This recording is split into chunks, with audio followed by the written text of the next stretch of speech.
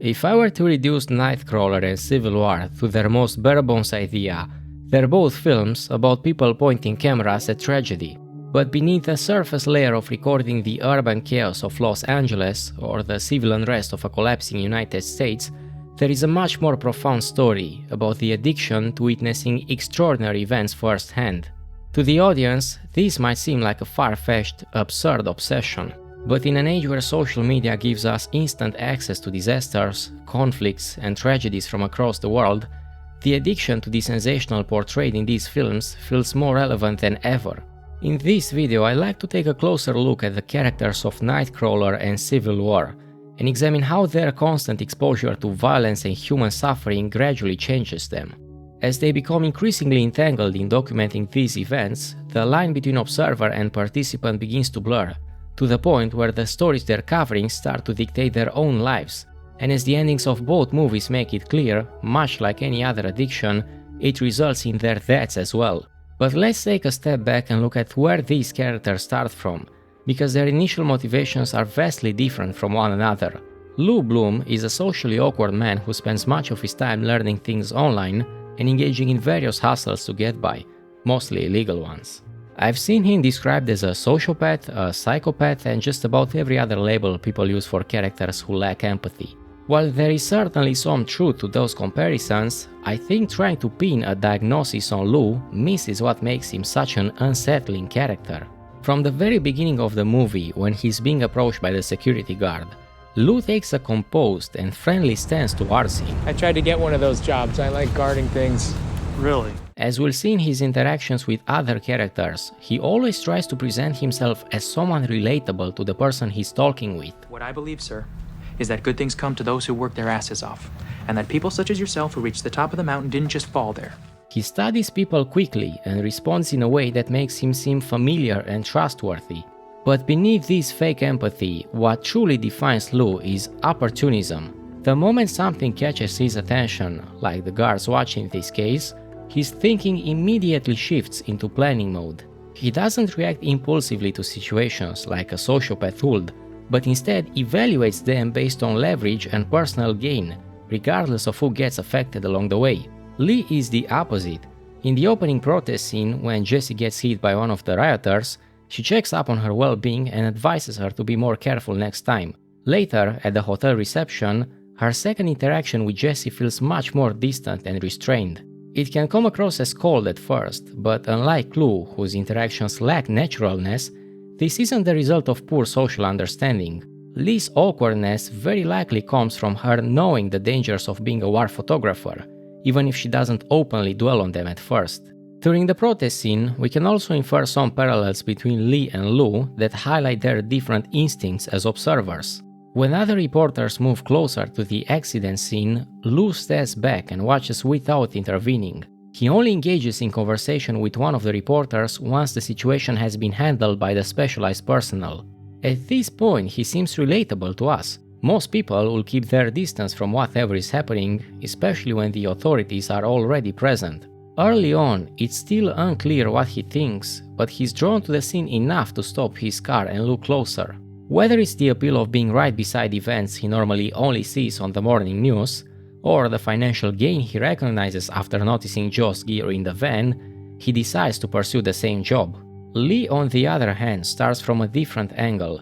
In the later bathtub scene, we get a flashback of some of the horror she's seen, and her expression here is a more familiar one. What unfolds before her eyes does affect her, but she maintains a composed front. During the protest, she's not afraid to be right in the midst of the riot, but takes a step back when the situation seems to escalate. Even when the bomb goes off and everyone else tries to flee the scene, Lee sees the event through the viewfinder and calmly captures the gruesome aftermath. One detail that ties really nicely with the ending is how her gaze always seems fixated on what's happening, to an obsessive degree. Right after the opening section, Nightcrawler gives an overlook of the city as a barrage of news plays in the background. It feels strangely familiar to the constant stream of information that we're being exposed to every day, as each news outlet tries to compete for our attention. And what happens to grab Lou's attention as he's zapping through the channels is the moment he'd seen the previous night with his own eyes. From the very beginning of his attempts at freelancing, Lou has a tendency to get too close to the events unfolding around him.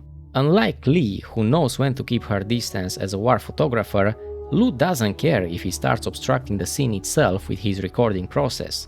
The only thing that matters to him is getting the shot that puts him ahead of the competition. Lee's motivations come from a much purer place.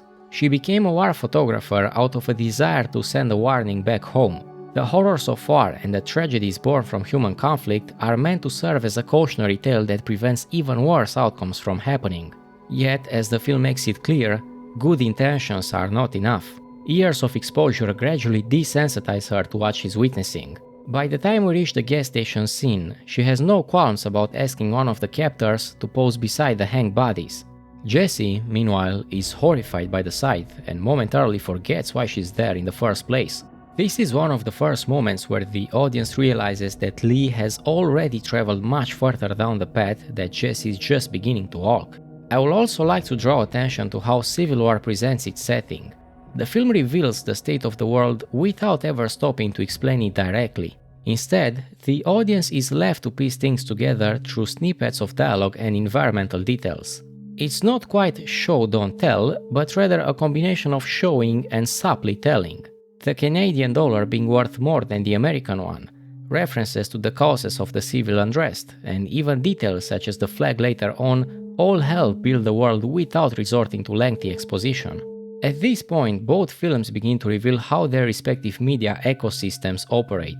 In Nightcrawler, this comes through the people buying loose footage.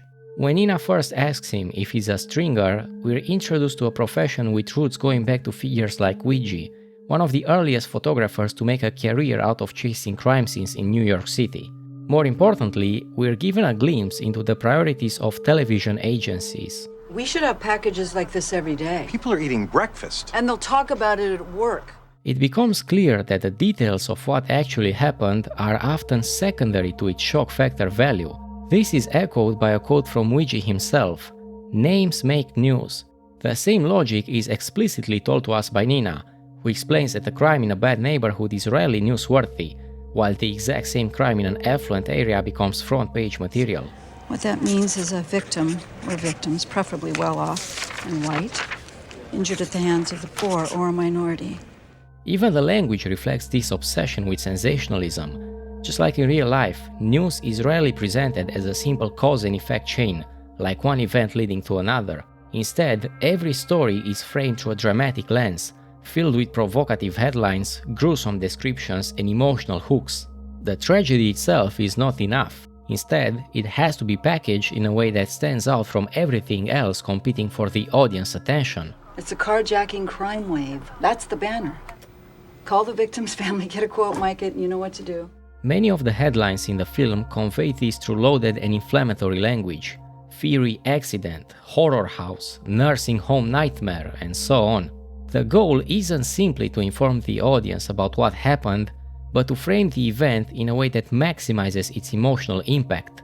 The film understands something that news organizations have known for a long time. Negativity sells. Fear, outrage, and anxiety are what garner attention. In today's world, with social media being the prime source of information for many people, that is amplified by the algorithms that don't just feed you the negative stuff to keep you on the platform, but they also know exactly what kind of negative stuff affects you the most. This logic is also made explicit in Lou's lecture on the structure of American television news, which is based on a real study of Los Angeles broadcasts. The study found that government issues received only about 22 seconds of coverage in a typical half-hour newscast, while crime stories occupied several minutes and frequently led the broadcast. It highlights how heavily the system is skewed towards sensational content. It also raises a broader question, whether responsibility lies with the news organizations or the audience itself. News channels clearly supply and amplify this type of content because it performs well, but without demand, it will not dominate to the same extent. In practice, both sides reinforce each other. The media capitalizes on emotional reactions, while the audience sustains this cycle through continued consumption. What's fascinating is how the message of Nightcrawler is conveyed through Lou's character. Just like the news channels he sells footage to, He has a tendency to embellish reality whenever it benefits him. Anytime he's trying to sell something, whether that be an object or even himself, the truth alone is never enough. When he sells the stolen bicycle, he's willing to invent details on the spot to make it sound more appealing. And later, when interviewing Rick, he doesn't simply tell him that he's a stringer, but instead he claims that he runs a successful TV business. In both cases, there is usually a kernel of truth buried somewhere beneath a lie, but that truth is always exaggerated to make it more enticing. In many ways, Lou's character reflects the very same values promoted by the news agencies, even if his motivations are different. Civil War also approaches the same idea in a very creative way. Throughout the film, we repeatedly see the still photographs taken by Lee and Jesse as freeze frames, but only when those images depict something shocking and violent. Yet, when Jesse takes a picture of Lee in a green dress, we never see the resulting image. There is almost a meta-commentary at play here. Just as the characters are drawn towards violence and history in the making, the film itself only presents us with the photographs that carry the same shock value. In a film about journalists chasing extraordinary events, even the audience is conditioned to pay attention to the extraordinary, while the mundane is being disregarded. Nightcrawler also has a few moments that highlight the sensational nature of the events through its framing. In both the Granada Hills and the restaurant crime scenes, the action is filtered through Lou's camera. We are not privy to the crime scene directly. Instead, the shot draws us in because we have to look through the camera Lou is filming with to see what's happening. It creates the feeling that we are watching coverage of an incident and are patiently waiting for something to happen. We don't get much background information on either Lou or Lee, but there are a couple of moments that reveal fragments of their past. The dress try-on scene gives some insight into Lee's character. After decades spent documenting conflict, the life surrounding war has become her normal, to the point that she can no longer imagine herself in ordinary clothes. Once the group exits the store and spots the snipers positioned atop the buildings, they realize that the seemingly quiet town is not as detached from the outside conflict as they thought. It's a clear example of how peace doesn't always equal the absence of war. Sammy's words also suggest that they're too far removed from that kind of quiet life anyway. Wouldn't have suited us anyway, Lee. We'd have gotten bored. As for Lou, his dialogue with Nina offers a brief glimpse into his past. He doesn't have much formal education and spends most of his time reading online courses on the computer, which explains his corporate speech. He always talks like he's in a room full of superiors he's trying to please. The exception is when he talks to someone he perceives as lower status, like Rick. That dynamic becomes more visible later in the film. When he buys a new car and Rick accidentally spills gasoline on it, he immediately responds with threats. The same pattern appears in his relationship with Nina. Once she becomes dependent on his footage, the power dynamics begin to shift, and Lou gets increasingly comfortable with threatening her as well. It's almost uncanny how when talking to someone of higher status, nothing he says seems like his actual opinion, but just something rehearsed to sound appropriate for the moment and the person he's talking to. That same idea extends to his appearance. He has a chameleon-like quality, like a scrawny figure that shapes itself to whatever the moment calls for. In the commentary track, the directors mention how they try to give him a kind of Mormon missionary look. One moment he talks about his passion for television as if he's asking Nina to marry him, and then, the moment she tells him his check is waiting at the front desk, that entire persona collapses instantly, along with his love for television. Generally, Lou's social interactions seem to operate on a rigid social hierarchy. He either performs polite submission or asserts control through intimidation. When that structure deviates from the pattern, especially in interactions with people of roughly his own status, like Nina, Joe, and eventually Rick, it's like his conversation model just breaks down. His advances to Nina almost work, up until he brings up the obvious manipulation tactics that disgust her. The moment fake sincerity doesn't seem to work, he immediately moves to passive-aggressive blackmail tactics. The clearest and only example of what his true personality looks like is when he gets scolded by Nina for the unimpressive footage he'd brought her. In the iconic mirror-breaking scene, we see what his unfiltered internal state truly looks like. The only other time we get a hint at his real thoughts is when he tells Rick that maybe he just doesn't like people. Lou's lack of empathy might stand out over the other characters because as the audience, we spend most of the film with him. We watch him become increasingly comfortable manipulating others and altering crime scenes in pursuit of a better shot. But Nina is no better. Even though she's aware of how illegal his later footage becomes and suspects that he knows more than he's willing to admit, she continues to play along. By this point, Nina is so engrossed in the pursuit of ratings and sensational stories that those concerns become secondary. When Lou brings her footage of the triple homicide, her reaction is one of excitement, and her eyes light up at the prospect of what the footage will do for her career. To Nina, the human tragedy itself has become less important than how dramatic the story can be made to appear. Like any addiction, sensationalism builds a tolerance. If car crashes, thefts, and routine violence can no longer generate the same reaction, then there's a need for something bigger and more dramatic. She repeatedly emphasizes the danger posed by the criminal still being at large, and pushes the story towards fear and anxiety because that is what keeps the viewer invested. And later, when it's discovered that the Granada Hills incident wasn't a home invasion but a drug robbery, she refuses to abandon her own made-up narrative, because that is not threatening and personal enough to the audience. The story is urban crime creeping into the suburbs. That's the story. Rick is exactly the opposite of Nina. He's homeless and doesn't even own a TV, so his only concern is surviving on a day-to-day basis. Initially, he's one of the few characters in the film that hasn't been consumed by the world of sensationalism. Nina is dependent on it for her career, and Lou treats it as a financial jackpot. But Rick sees the events they cover for what they are: real, dangerous situations involving real, suffering people. That difference between them becomes more apparent throughout the film. Unlike Lou, who gets more excited by the footage he captures, Rick is often unsettled by what he witnesses. He understands the risks of the job and is far less willing to treat human tragedy as just another story. For much of the film, he acts as an anchor that reminds the audience how abnormal Lou and everyone else's behavior actually is. That contrast becomes even clearer as Lou pushes further into the role of an active participant.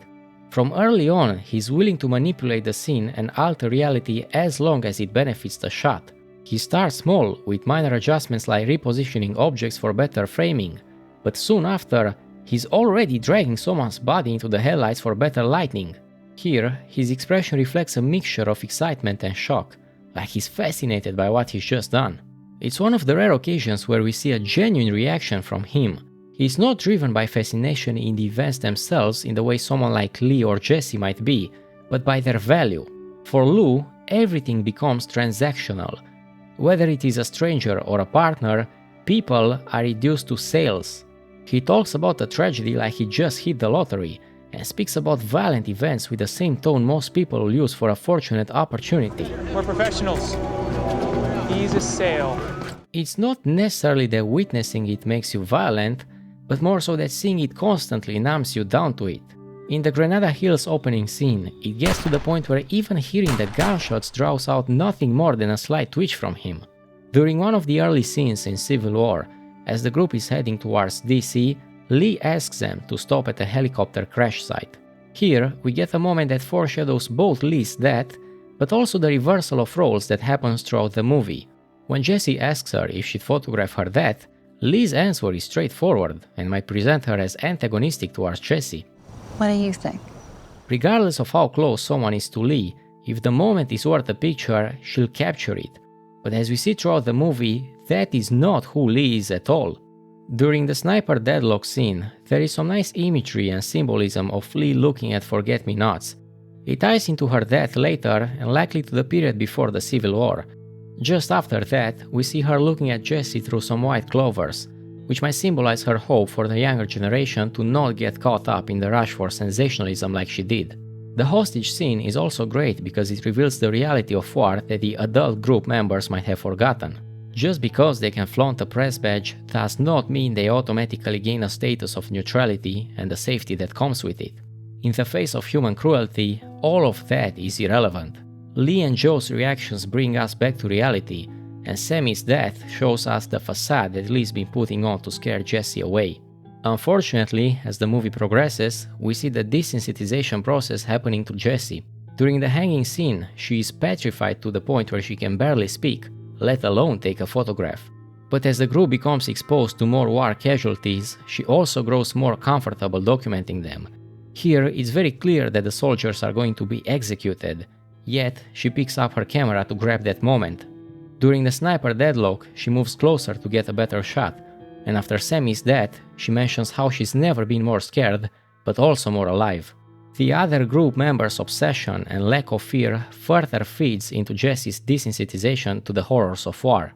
Joe gets a rush thinking about throwing himself in the middle of a battlefield, which starts to rub off on Jesse as well by the time they reach DC. Sammy's death is really important because it marks the reversal of roles between Lee and Jesse. From this point on, Lee is traumatized by Sammy's death, and her composed, stoic look gets enveloped by fear. Jesse, on the other hand, has become completely used to what's happening around her. This process of desensitization affects Rick as well. Throughout the movie, he remains the voice of reason amidst the obsession the other characters have, but as he realizes the potential financial gain, he continues to stick along. Eventually, during the chasing scene, he seems almost as excited by what's happening as Lou was when he dragged that body in front of the headlights. As the chase ends in a crash, Rick picks up his camera to record the scene almost involuntarily. He's gotten so used to following Lou's orders that he doesn't even register the possibility of one of the criminals still being alive. He gets shot, and his final moments become just another opportunity for Lou to capture. Towards the end of the movie, we see this incredible shot that's supposed to mimic a romantic moment. But what we're witnessing is two addicts that treat someone's death in the most twisted imaginable way. Rick's final moment gets lost in the background, as if you're listening to the usual morning news. To Lou and Nina, he becomes nothing more than just another lead story. I'm sure most viewers are disgusted at Lou for recording Rick in his final moments, but what Civil War shows us is that you don't have to be a soulless monster like Lou to get caught up in the sensational. As the movie draws to an end, Lee sacrifices herself to throw Jesse out of incoming fire.